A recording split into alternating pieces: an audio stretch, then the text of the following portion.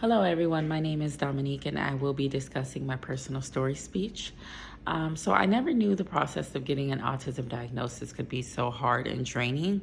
When I had my first child and he was 3 years old, he still wasn't really speaking, but I did just keep hearing that he'd grow out of it.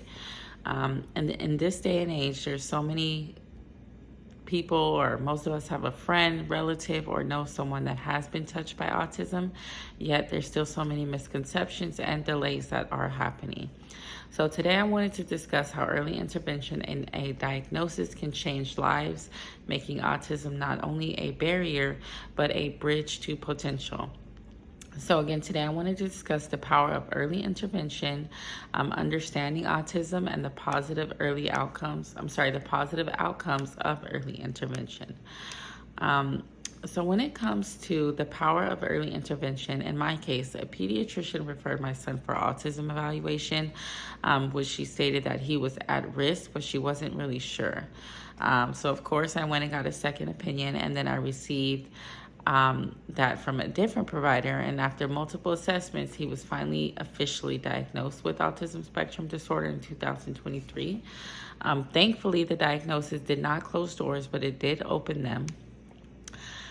So when it came to the power of early intervention, since being diagnosed, my son has been attending speech and occupational therapy, as well as the importance of why timing matters is because of the brain development and the neuroplasticity at that early age. Research and statistic also discuss the early intervention success. So when it comes to understanding autism, once I understood you cannot just fix autism overnight, I understood that this would be a continued learning experience probably for the remainder of our lives.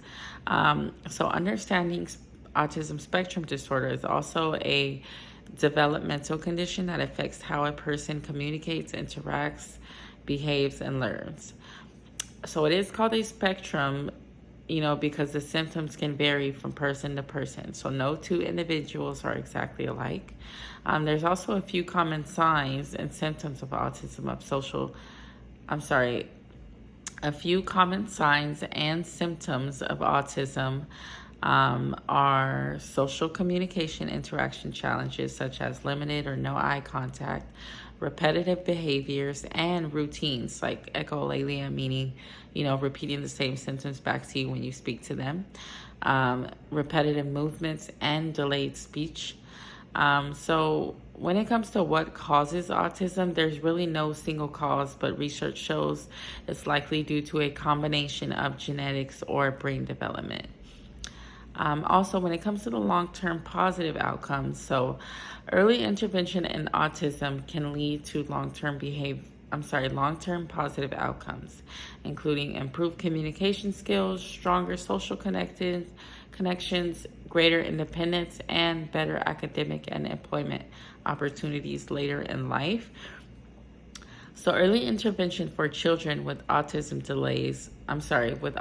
lays the foundation of long-term success by enhancing learning achievements, building stronger social skills and relationships, and supporting emotional development, confidence, and resilience throughout life.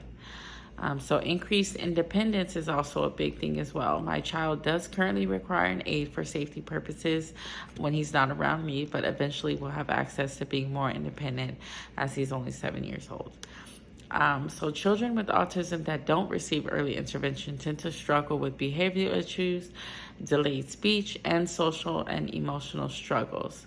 So an accurate diagnosis isn't the end, it's the exciting beginning, in my case, or with most people. Early intervention unlocks opportunity, independence, and social connection. So an accurate diagnosis and early intervention is the first exciting positive step with autism. So autism isn't a roadblock, it's a different path, and the first step on the path in recognizing it's early for long-term positive outcome.